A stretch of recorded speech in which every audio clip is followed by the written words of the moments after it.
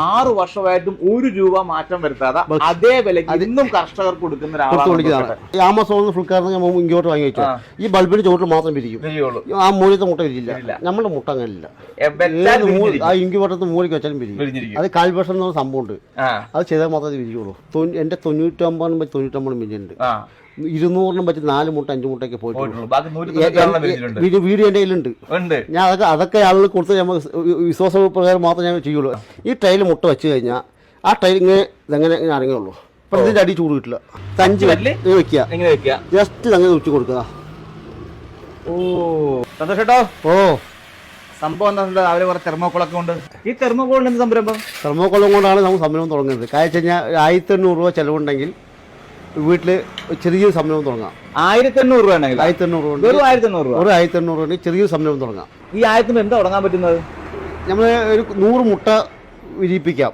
ഈ 1800 രൂപയിൽ 100 കോഴിമുട്ട ഒരുമിച്ച് വിരിയിപ്പിക്കാം. അതായത് ഇൻക്യുബേറ്റർ. ഓ, ഈ ബാക്കി മൊത്തം അടുക്കി വെച്ചിരിക്കുന്ന ഇൻക്യുബേറ്റർ ആണ്.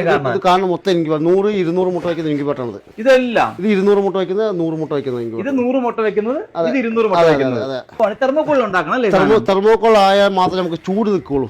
ഒരു ദിവസം കറണ്ട് പോലും വിഷയമല്ല. അതുകൊണ്ട് നമ്മൾ തെർമോക്കോൾ ഉപയോഗിക്കുന്നത്. ഈ തെർമോക്കോളില് 200 മുട്ടയല്ലേ?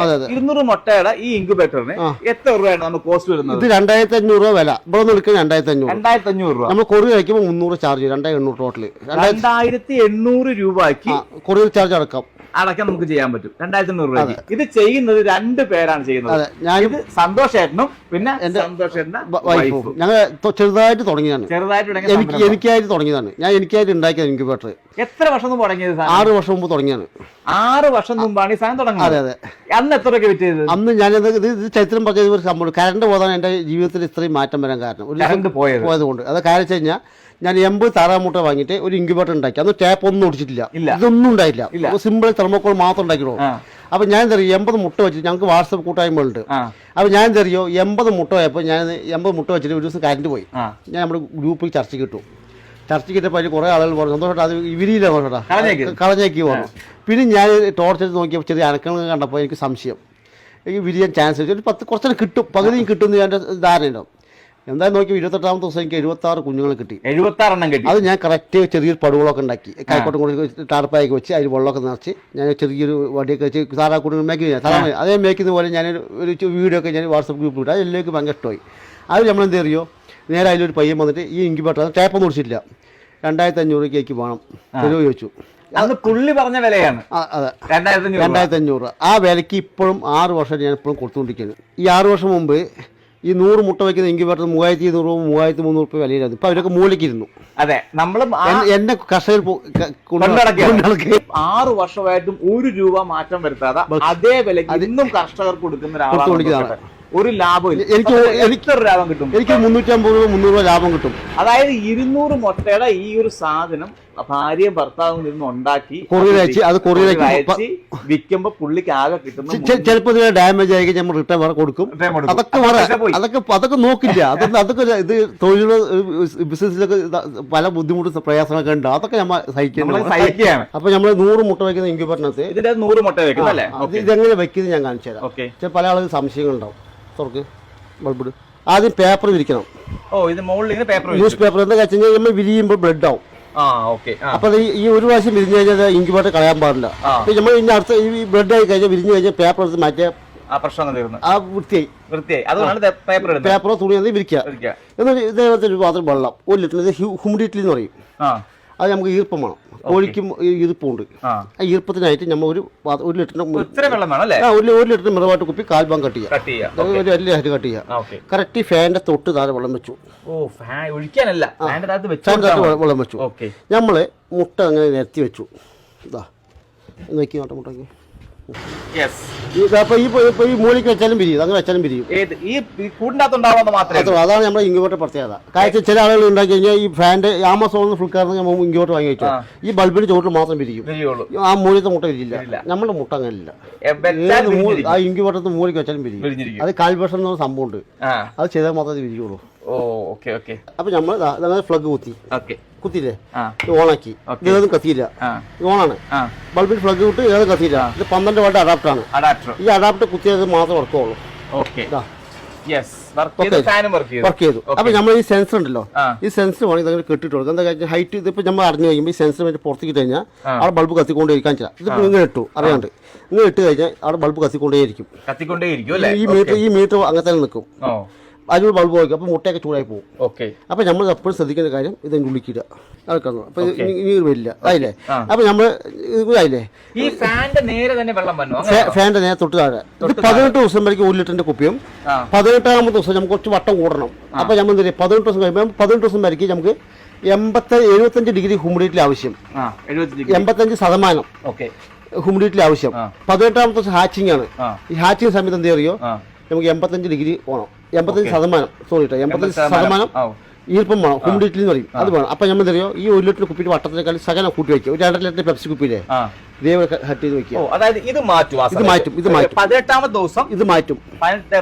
വ്യക്തമായി മനസ്സിലായിരിക്കും, ഇത് മാറ്റും. 18ാം ദിവസം ഇത് മാറ്റിയിട്ട് ഇതിനെ കളിച്ച് വാവട്ടം ഒന്നുമില്ല. 2.5 ലിറ്റർ പെപ്സി കുപ്പി അവിടെ ഉണ്ടാകാം. 2 ലിറ്ററിന്റെ പെപ്സി കുപ്പിയുടെ അടിഭാഗം കട്ട് ചെയ്തിട്ട് അതിന്റെ അകത്ത് വെള്ളം നിറച്ച് വെക്കണം അല്ലേ?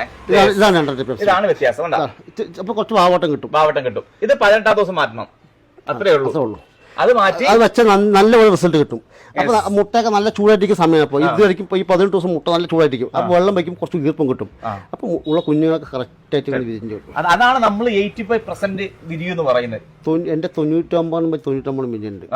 200 വെച്ച് 4 മുട്ട 5 മുട്ടയൊക്കെ പോയിട്ടുള്ളൂ. വീഡിയോ എന്റെ കയ്യിലുണ്ട്. ഞാൻ അതൊക്കെ ആളുകൾ കൊടുത്ത് വിശ്വാസപ്രകാരം മാത്രം ഞാൻ ചെയ്യുള്ളൂ. ഒറിജിനൽ വീഡിയോ 200 മുട്ട വെച്ചിട്ട് 4 മുട്ട 5 മുട്ട പോയ വീഡിയോ ഞാൻ അയച്ചു കൊടുത്ത ശേഷമാണ് ഞാൻ കച്ചവടം ചെയ്യുള്ളൂ. 6 വർഷം കൊണ്ട് ഒരുപാട് അനുഭവസ്ഥരുള്ള ഒരു സംരംഭമാണ് ഈ സന്തോഷേട്ടന്റെ ഈ രമണ ചേച്ചിയുടെയും ഈ സംരംഭം. കാരണം ഇതിനകത്ത് ഇവർക്ക് കാപട്യങ്ങളൊന്നുമില്ല. ടു ബി ഫ്രാങ്ക് പറയുകയാണ്, ഞങ്ങൾക്ക് 300-350 രൂപ കിട്ടും ഒരെണ്ണം ചെയ്ത് കഴിഞ്ഞാൽ. നിങ്ങൾക്ക് സെയിം റേറ്റ് കൊടുക്കുന്ന സാധനം. വേറൊരു കാര്യം പറയും, ചിലർ എനിക്ക് കമന്റ് വരും, ഒരു ഇൻക്യുബേറ്റർ മേടിക്കാൻ 250 രൂപ ഉണ്ടെങ്കിൽ 300 രൂപ ഉണ്ടെങ്കിൽ ഒരു ഇൻക്യുബേറ്റർ ഉണ്ടാക്കാൻ പറ്റും. പക്ഷേ ഈ സാധനത്തിന്റെ വില 250 രൂപ വിലയാണ്. ഇതിന് 250 വിലയുണ്ട്. ഈ അഡാപ്റ്റർ വിലയുണ്ട്. ഈ ബോക്സ് ഉണ്ടാക്കാൻ, ടാപ്പ് ഉണ്ടാക്കാൻ, ഓർഡർ വയർ ആള് പറയും 300 രൂപ ഉണ്ടെങ്കിൽ 500 രൂപ ഉണ്ടെങ്കിൽ അങ്ങനെ ഉണ്ടെങ്കിൽ ഞാൻ അവരിൽ വാങ്ങിച്ചെടുക്കാം. അതെ, ഞാൻ കൊടുത്തോളാം അല്ലേ? അതെ, ഇത് വെറുതെ ഒന്ന് കമന്റ് ചെയ്യുന്ന ആൾക്കാരുണ്ട്. 500 രൂപ ഉണ്ടെങ്കിൽ ഒരു 600 രൂപ ഉണ്ടെങ്കിൽ ഇൻക്യുബേറ്റർ ഉണ്ടാക്കാം. എനിക്ക് തോന്നുന്നില്ല. ഇനി മുട്ട തിരിക്കുന്ന കാണിച്ചു തരാം. ഇതിപ്പോ ബൾബ് ഓഫായി, അതിന്റെ ചൂട് ഓട്ടോമാറ്റിക് ഓഫായി. മുട്ട അങ്ങനെ 5 വരൽ വെക്കുക, 5 വരൽ വെക്കുക, ജസ്റ്റ് അങ്ങനെ ഉച്ച കൊടുക്കുക. ഓട്ടോമാറ്റിക് ഓണായി. ചൂട് അനുസരിച്ച് ചെയ്യുമ്പോ ഇങ്ങനെ തിരിച്ചു കൊടുക്കൊന്നും വേണ്ട. അങ്ങനെ തിരിച്ചു നോക്കേണ്ടത് ഒന്ന് അനങ്ങി കിട്ടിയാൽ മതി. ഒന്ന് അനങ്ങി കിട്ടിയാൽ മാത്രം മതി. അത് എത്ര ദിവസം കൂടെ ചെയ്യേണ്ടത്? അത് കാലത്തും വൈകുന്നേരം 2 നേരം ചെയ്യണം. ഓട്ടോമാറ്റിക് ഇൻക്യുബേറ്റർ ഉണ്ട്. അതെന്തറിയോ, ഇതിനകത്ത് മുട്ട വെച്ചു. അത് സത്യവസ്ഥ കൂടി ഞാൻ പറഞ്ഞത്. ഇത് ഇങ്ങനത്തെ ട്രൈ വെച്ചിട്ടാണ് മുട്ട വെക്കുന്നത്. ഈ ട്രൈയിൽ മുട്ട വെച്ച് കഴിഞ്ഞാൽ ആ ട്രൈ ഇങ്ങനെ അനങ്ങുള്ളൂ. ഇതിന്റെ അടി ചൂട് കിട്ടില്ല. അപ്പൊ ഈ വിരിയുന്ന കുഞ്ഞുങ്ങൾ എന്താ പറയുക, കയ്യും കാലും വികലങ്ങായിരിക്കും. ഇതായിരിക്കും പറഞ്ഞാൽ മനസ്സിലാവില്ല. ഓട്ടോമാറ്റിക്കലി ഇൻക്യുബേറ്റർ 10-20 നമുക്ക് ഇത് ട്രെയിൻ വെച്ച് കഴിഞ്ഞാൽ നമുക്ക് ഇതിന്റെ രൂപം മാറ്റാം. ഒരാളെ തെറിയാക്കാനോ ഇത് നമുക്ക് ആവില്ല. ഇത് എത്ര മുട്ട വിരിയും എത്ര മുട്ട വിരിയില്ല നമുക്ക് 5 ദിവസം പറയും. അത് ഞാൻ കാണിച്ചു.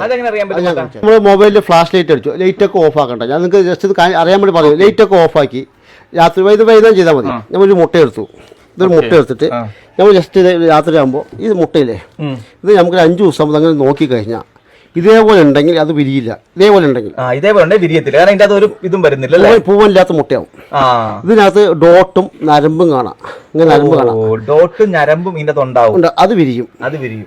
അതാണ് ഇതിന്റെ ടെക്നിക്. അതറിയാം. അത് മാത്രം അത് പശുവിനെല്ലാം മുട്ടയിടും. അത് എത്ര ദിവസം അറിയാൻ പറ്റും? 5 ദിവസം പറയും. ഇത് ഞാൻ നിങ്ങൾക്ക് വീഡിയോയ്ക്ക് വേണ്ടി ഞാൻ കാണിച്ചത് മുട്ടയാണ്. ഇത് വിരിയാത്ത മുട്ടയാണ്. അപ്പൊ ഞാൻ ഇത് വിരിയുന്ന മുട്ടയ്ക്കാണെങ്കിൽ നമ്മൾ ഇതിനകത്ത് ഡോട്ടും നരമ്പും കണ്ടെങ്കിൽ അത് വിരിയും. ഇത് നിങ്ങൾക്ക് വേണമെങ്കിൽ നിങ്ങൾ ചെയ്യേണ്ടത് വേറെ ഒന്നുമല്ല, ഈ പറഞ്ഞ സന്തോഷേട്ടന്റെ നമ്പറാണ് ഈ താഴത്ത് എഴുതി കാണിക്കുന്ന നമ്പർ. സന്തോഷേട്ടന്റെ പുറകെ നിൽക്കുന്ന രമണ ചേച്ചിയുടെ സംരംഭമാണ്. ഇവർക്ക് ആകെയുള്ളൊരു സ്റ്റാഫാണ് ഇതാണ് ആ സ്റ്റാഫ്. ഇവര് 3 പേരും കൂടിയാണ് ഇത് ചെയ്യുന്നത്, വേറെ സ്റ്റാഫ് ഒന്നുമില്ല. അതുകൊണ്ട് 1 വർഷം ഗ്യാരണ്ടിയിൽ നിങ്ങൾക്ക് കൊറിയർ ചെയ്യുമ്പോൾ എന്തെങ്കിലും സംഭവിച്ചു പോയാൽ നിങ്ങൾക്ക് മാറ്റിത്തരും. കൊറിയർ ഡാമേജ് ആയാലും എന്നെ വിളിച്ചാൽ മതി. ആ സ്പോട്ടിൽ ഞാൻ മാറ്റി കൊടുക്കും. അപ്പൊ വീണ്ടും മറ്റു വീഡിയോ കാണാം. അതുവരെ ബൈ.